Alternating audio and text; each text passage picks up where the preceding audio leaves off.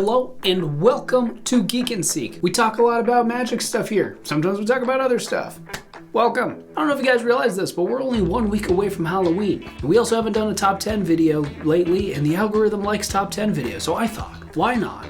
We take those couple things and we put them together. Halloween top 10, that'll be fun. So today we are talking about the top 10 scariest commanders. Obviously this list is completely subjective. I'm kind of putting this list together based on, is the flavor text spooky? Is the art spooky? It's something traditionally considered horror themed or horror adjacent. How does it make me feel? Because that's also something that's subjective. What scares one person isn't necessarily going to scare another person. And then a little bit is also how does the commander play? Because if it's just something that you see across the table from you and you're like, I'm gonna be in for one hell of a ride, that's also a version of being scary. But because this list is so subjective, let me know down in the comments below, who do you think are some of the scariest commanders? This is a Halloween thing, but it doesn't necessarily have to be like, oh, it's a vampire or it's something else spooky. It could just be like, it's terrifying and I hate playing against it. With that said, number 10 on my list is one that I don't think that anyone is necessarily going to be scared to play against, but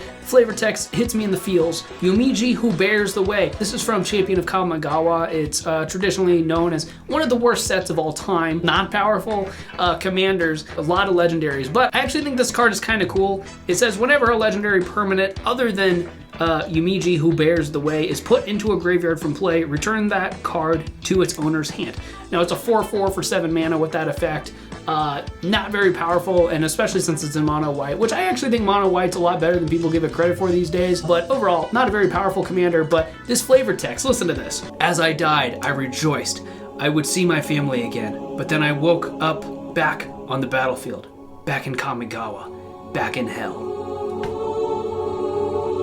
This guy just wants to die. He just wants to know peace. But no, we brought him back as a spirit for longer suffering in Kamigawa. It hits me in the feels, and it's a sad thing to think about mortality in that sense, and what does it mean to die? What does it mean to go on to the next life? Hard things to think about. Number 9 on the list, we got Tovalar, Dire Overlord, a 3-mana 3/3. Whenever a wolf or werewolf you control deals combat damage to a player, draw a card, and then at the beginning of your upkeep, if you control 3 or more wolf and or werewolves, it becomes night, then you transform them. It has day bound, so when it enters the battlefield, if it's not day or night, it becomes day. On the back, he is Tovalar, the Midnight Scourge, 4/4, that also says whenever a wolf or a werewolf you control deals combat damage to a player, draw a card. And then it also has a pump effect. I just felt like if we're gonna have a Halloween top 10, we gotta have some spooky creature types in here. Werewolves are spooky. One, they're scary. I don't know if you guys saw the new Werewolf Marvel thing that's on Disney Plus. It's a really fun watch. I am on the fence about making a review for it because we do so much magic stuff on here nowadays. We don't do as many movie reviews, but I'm thinking about doing a review for it. Let me know in the comments if you care to know what my thoughts and opinions are on that. But werewolves are just so fun, and they reach back into so many. There's werewolves and similar creatures across many folklores, across history. It's something that we think is scary because what does it mean to be human? It's also a reflection of the monster that's kind of in all of us. We try to be good, but there's still like a darkness in us. So I think werewolves are really interesting, and not just werewolves, but similar creatures in other parts of folklore. I thought I had to throw Tovalar on here, especially because he is by far the best werewolf commander, one of the best tribal commanders in my opinion as well. Next up, we have an interesting one. This is one that I don't know if I've ever seen played as a commander before, but it's still a really cool card. Archangel Avazin, 5 mana 4/4 with flash, vigilance, and flying. When it enters the battlefield, creatures you control gain indestructible until end of turn. Good way to protect your board. And then whenever a non-angel creature you control dies, transform it into a 6/5 flyer. In case you're wondering, yes, this is technically Boros as far as commander rules go. And when it transforms into Avacyn the Purifier, it deals 3 damage to each other creature and each opponent, so it's kind of a mini Anger of the Gods kind of effect. This is awesome. I don't care what anyone says. This card is awesome. Is it a good commander? Probably not. It would probably be really hard to build around this as a commander, but in a Boros deck, this is sweet, especially if you have a lot of sacrifice outlets going around. And I think Avacyn is cool in a similar way to why I think that the werewolf thing is cool, like I just mentioned, which is that it speaks to a darkness that exists in all humans. I think it hits harder with Avacyn than it does with Tovalar, because Tovalar is a human. Avacyn is an angel created by Sorin to be the protector of the people of Innistrad, something that they believed in, that they prayed to in a lot of like Christian adjacent sort of ways. But then when the Eldrazi show up, they start corrupting things left and right. Avazin kind of got wrapped up in that corruption, and she kind of turns dark. And I think that there's, you know, something to speak there, similar in the way of how the werewolf thing was, but more so in that we put our trust in things, and that sometimes those things or people that we put our trust in, sometimes we can't actually trust them, and sometimes they betray that trust, and that's a scary thing. I can't count. I don't know what number we're on. This is Grolnok the Omnivore, a Simic 4-mana 3/3 legendary frog tribal. Here we go. This is what we've always wanted. This is what the people have been asking for. There's like 12 frogs in Magic. I don't know how many there are. You're not making a frog commander out of this yet. But it does say, whenever a frog you control attacks, mill 3 cards. Whenever a permanent card is put into a graveyard from your library, so specifically mill, exile it with a crow counter on it. You may play land cards and cast spells from among cards you own in exile with crow counters on them. So it's a harder to build around, more restricted, less powerful version of Muldrotha. But Muldrotha is one of my favorite commanders, so I obviously like this type of commander.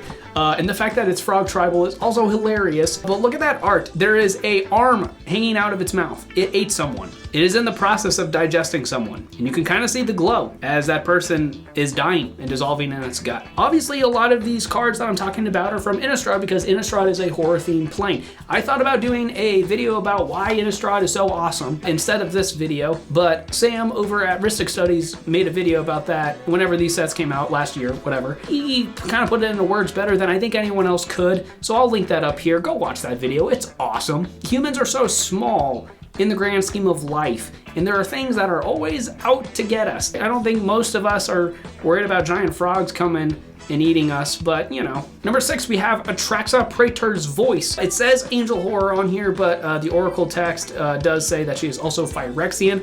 4/4, Flying, Vigilance, Death Touch, Lifelink, 1 keyword for each of her colors, and then at the beginning of your end step, Proliferate. I actually think Attraxa is a great design card in the sense that it really fits its color and it just kind of has a thing that it does. It helps you with counter synergies. It Proliferate happens at your end step, so yeah, you're going to get it that same turn unless someone has an instant speed response to Attraxa. However, it's relatively unimpressive. The thing with Attraxa though is it's still a 4-mana 4/4 with a bunch of keywords, and so Proliferate is just like the cherry on top, you know? This card is bonkers. It's so strong. I have an energy counter deck that is not good, but if Attraxa is on the field, it all of a sudden gets really scary. This is one of those cards that, yes, flavor-wise, she is creepy, but it's more of if you were sitting across from an Attraxa player, you know you're in for probably a scary time, because even if you build something jank like energy counters, it's still gonna be pretty dang good. But yeah, as far as the lore goes, Attraxa was an angel on Mirrodin, and the Phyrexians came in, they messed it up, you know, new Phyrexia, and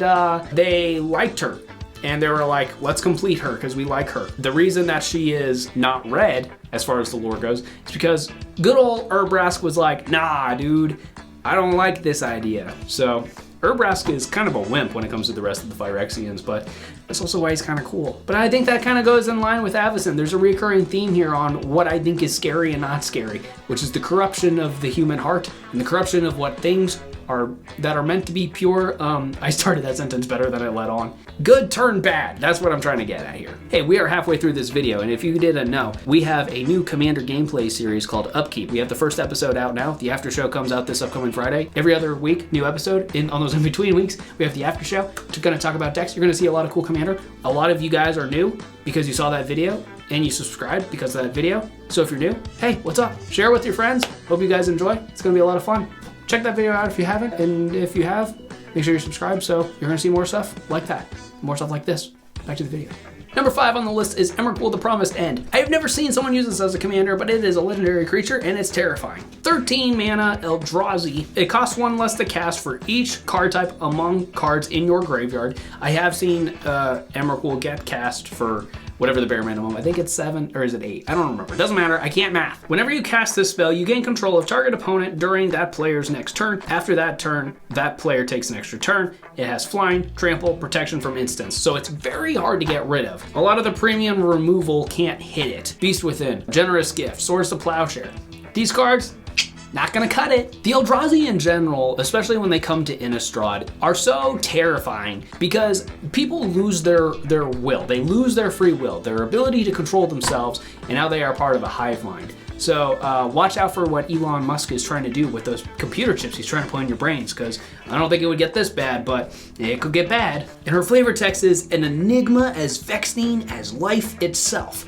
And that is awesome. The Eldrazi also do an interesting thing where they bring questions about, like, what is life? What does it mean to exist in the greater cosmos, other than just, you know, us tiny little Weasley humans on this tiny little planet that might be the only planet, well, you know, if Eldrazi came here, that is, not necessarily in the Magic world because they have the multiverse. But anyways, we have a very small place in the universe. And what the Eldrazi do is they go from world to world, eating worlds, and then that leftovers that they make create the new world. So what does it mean to exist? What does it mean to have life? And that is a question that people are uncomfortable asking and answering. So thanks, Eldrazi, for making a sociology a more interesting class. Or psychology. Psychology. I'm smart. I went to college. Number 4, we have Umbrous Fear Manifest. I didn't know about this card until I was researching this video, but I think this card's pretty sick. It's a 5 mana 1/1. There's super awesome stats. It gets +1/+1 for each card your opponents own in exile. Whenever it or another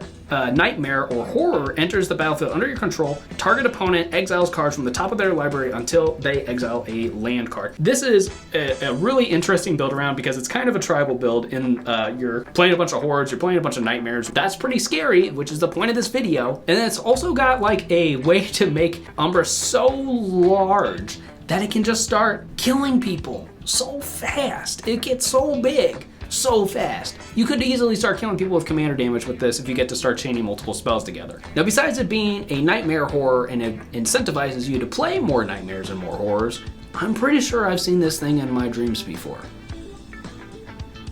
It makes me uncomfortable.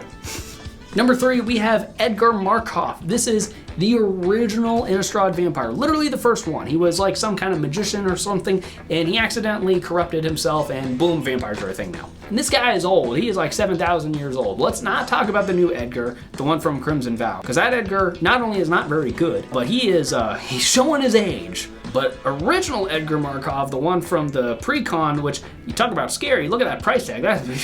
That's rough. This card is terrifyingly powerful. 6 mana, 4/4 with Eminence. Whenever you cast another vampire spell, if Edgar Markov is in your command zone or on the battlefield, create a 1/1 black vampire creature token. Has first strike, has haste. Whenever he attacks, put a 1/1 counter on each vampire you control. This is bonkers. It's so freaking strong. Eminence itself was a mistake. Eminence by itself would maybe be enough to get Edgar Markov onto the list, but you add Eminence with the fact that there's just going to be so many freaking vampires, and vampires themselves are scary. Vampires are also kind of like the werewolves in the angels thing, where it speaks to a darker part of us, but I think it hits on another level because maybe not so much in Magic, but in, well, kind of with the Crimson Vow vampire wedding thing, but vampires speak a lot more to the lustful side of human nature. I think that's something that a lot of people are uncomfortable about, but that's also in a really disturbing way what makes vampires interesting to people. Number 2, we have Garuda Doom of Depths, or in my play group, Gigan Cyberclaw Terror. Same card, but you know, the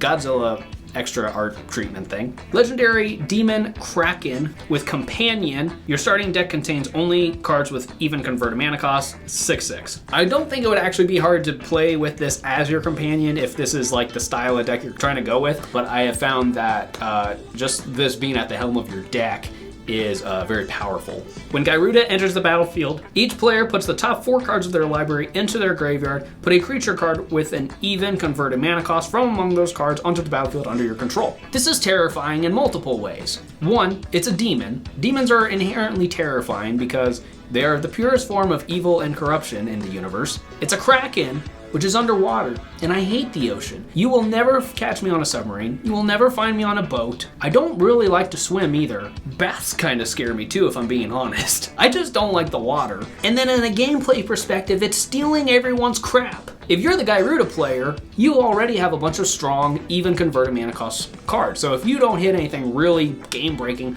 off of your opponent's stuff, you're also just going to be taking something good from yourself, and then it's just a feel bad. It feels bad to get your card stolen from you. It feels bad to have to mill. It's terrifying, both in flavor, also in gameplay. This card is also probably the best example of like, this list is so subjective. Let me know what some of your scariest cards are in the comments down below, because gameplay, I think people would agree with me. Flavor-wise, I know that I'm probably in the minority. Like, people on average are nowhere near as scared of water as I am. And then the absolute number one scariest commander has to be Grizzlebrand.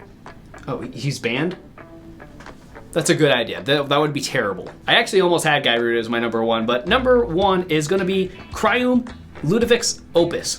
I have no idea if I said any of those words right. 5 mana, is it 4/4 zombie horror, flying, haste. When an opponent casts his or her second spell each turn, draw a card, and it has partner. And then in the flavor text, it's Ludovic saying, "It lives!" Also in Innistrad, Ludovic is kind of the Dr. Frankenstein, all right? He's messing with life and death here, bringing things back to life that should not be alive. And I think that's why zombies are an interesting thing in horror, is because we like to think that when you die, you either cease to exist and you just fade into the ether, or there is some kind of afterlife. But then when you bring reanimation into the picture, it makes people uncomfortable. Besides the fact that it's just terrifying. It's like these brainless animals coming after you, right? More so than that though, Crom? How do you say his name? Someone let me know. Has flying. So not only is this guy supposed to be dead, and he ain't, he can fly. Partner is also just inherently scary. No one likes Partner. I actually love Partner. I think Partner is such a fun way to build decks, but a lot of these original, like first couple times they did Partner, a lot of them were so generically strong that they're too easy. They're too strong, you know? I think a lot of the newer Partner cards are all really cool and really fun build-arounds, but a lot of those early ones, oh, yeah, oh, it's terrifying. So that's gonna be it for this video. I hope you guys liked it. Again, let me know in the comments down below, what are some of the scariest commanders in your opinion? As you can kind of tell from this list, is it scary because of how it speaks to human nature? Because it personally scares you? Because it's scary to play against? Because the flavor of the lore is intense? Completely subjective. No one's gonna have the same list here. And I think that's part of what makes this a cool conversation. If you're new somehow, make sure you're subscribed and share this with a friend. Again, Commander Gameplay Series. First episode's already out. Next episode comes out November 4th. And then on those in-between Fridays, we have an after show where we talk about our decks and the game itself. I'll see you guys later.